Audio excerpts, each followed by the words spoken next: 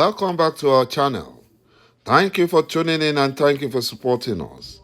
But if you're new to this channel and you haven't subscribed yet, please encourage us by doing so, and we shall bring you the latest news as they happen. And together we shall support our great leader, Mazi Nnamdi Kanu, IPOB, and Eastern Security Network to make and put the Fulani Janjaweed to shame. He say the terrorist jihadist Fulani Nigerian government is under serious panic, and this might be the end of their evil and wicked government. The Buhari impostor and Abubakar Malami are now seeking for soft landing after serious indicting report from the recent visit by the International Criminal Court Chief Prosecutor Karim Khan, who recently visited Nigeria for a fact-finding mission. The visit of the International Criminal Court Chief Prosecutor Karim Khan and the one by the United Nations Secretary General Antonio Guterres have been disguised as a solidarity visit so that they can get the true state of things happening in Nigeria. Because if their true missions are stated, the Fulani Nigerian government will get prepared and hide all the atrocities from them. My brothers and my sisters, all these international criminal court and UN visits will force the Fulani Nigerian government to conduct a Biafran referendum, because the evil Fulani Nigerian government is now bargaining for soft landing after the indicting reports showing that they truly committed genocide in Biafra land. As we all know that the United Nations and the International Criminal Court are both corrupt. They are corrupt. But one thing is sure, the Ukrainian invasion by the Russian forces have changed some of the things, and justice must prevail for Biafrans. According to report, the United Nations Secretary General Antonio Guterres is set to embark on a visit to 3 West African nations. The visit to Nigeria, Senegal, and Niger will begin on Saturday, with Guterres expected to be in Nigeria on Tuesday. They decided to visit 3 Fulani-controlled nations, Nigeria, Senegal, and Niger. And they are shocked that Senegal and Niger, controlled by the Fulani Janjaweed, are peaceful, but Nigeria is not. So they are coming for a fact-finding mission. And they want to hide under a solidarity visit in order to get their facts right. The deputy spokesperson for the United Nations Secretary General, Farhan Haq, told reporters on Friday in New York, United States, that the UN chief's visit was in respect of his annual Ramadan visit.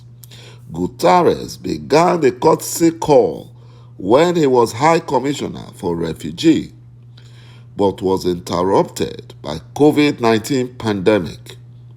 He will highlight the insecurity in Nigeria and express solidarity with victims of Fulani terrorism in Nigeria.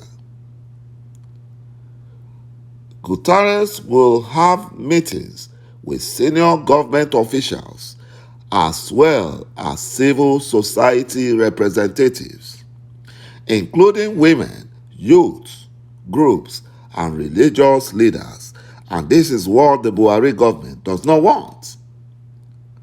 They have been working so hard to ensure that those that ŨHÀRÍS will meet will be selected by the Fulani Nigerian government, and those that are sympathetic to the government. But to their shock, the UN Secretary General said he wanted random people, so they cannot assemble paid people like paid civil society representatives, paid women and youth groups and religious leaders to meet with him. So he has sent his people on ground to search for people that he was going to meet. And this is not going down well with the Fulani Nigerian government, because they know that their cup is full, and they will surely pay for all their atrocities against Biafrans. The ɁHàRÍS visit to West Africa followed his trip to Russia and Ukraine, the highest level of trip a world leader to the two countries at war. ຄໍΤΑΡΕΣ will meet families deeply affected by violence and instabilities in Sahel caused by the Fulani terrorists, including people internally displaced and refugees, which the Nigerian government are the brain behind that. They are the one causing all the problems in the zoo called Nigeria. IPOB threatened Governor Uzodinjo. I don't like calling him governor because he's a Supreme Court administrator. They threatened him and they told him he won't be spared if he doesn't ensure the release of 500 Imo youths arrested by Abakariye police team, the disgraced Fulani rogue police officer declared wanted by the FBI. IPOB has urged the Supreme Court Administrator of Imo State, Hopeless Uzodinjo, to immediately facilitate the return of 500 youths allegedly arrested in the state and taken to Abuja. According to a statement by IPOB, Uzodinjo invited security agents about a year ago to arrest 500 Biafran youths who were taken to Abuja. The group, that is IPOB, called for the immediate return of Biafran youth, saying failure to do so will not bring peace. IPOB further alleged that some of the arrested youth were already being returned to Imo State for prosecution, but had been killed along the way by the security agents. IPOB also said Friday makes it exactly a year that Ikonso, the Eastern Security Network commander, was killed in his sleep by men of the Nigerian army. IPOB said Ikonso was killed for doing nothing wrong but defending Igbo land from attack by killer Fulani herdsmen. IPOB further warned Uzodinjo to ensure that the deceased family's house, which was burned down, is rebuilt. IPOB statement read, with deep concern, they, the global family of IPOB, ably led by our great and indefatigable liberator, Mazen Nnamdi Okuchukwu Kanu, wishes to remind Biafrans, friends of Biafra, and lovers of freedom across the world that this is a year our gallant comrade Ikonso was murdered by the evil and wicked Nigerian Fulani government and its compromised security agents. They murdered the innocent citizen who they saw as a threat to the evil Fulani jihadist agenda, masquerading as killer Fulani herdsmen in Biafra land. IPOB movement have been looking for the body of Ikonso for 1 year, and they have not seen his lifeless body, and all his family houses were burnt down because he was defending Biafra land against occupation by the Fulani jihadists. Our gallant Biafrans arrested by security agents around the same time last year and not yet released.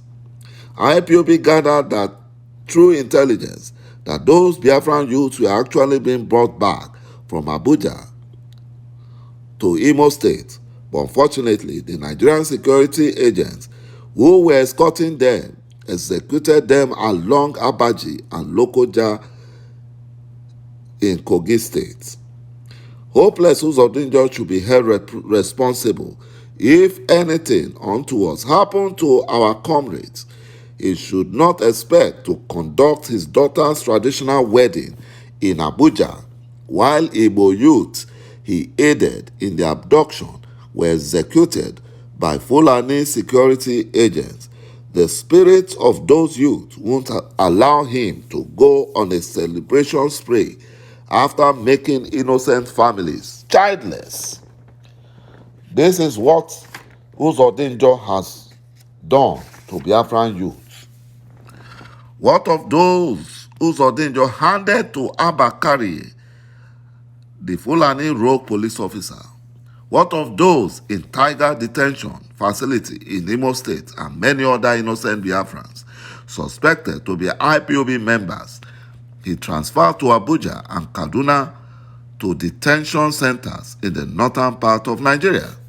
IPOB intelligence unit has it on record that there are many of IPOB members whose Uzodinjo asked his masters to bring back from Abuja, where they were detained with heavy torture, to Imo State.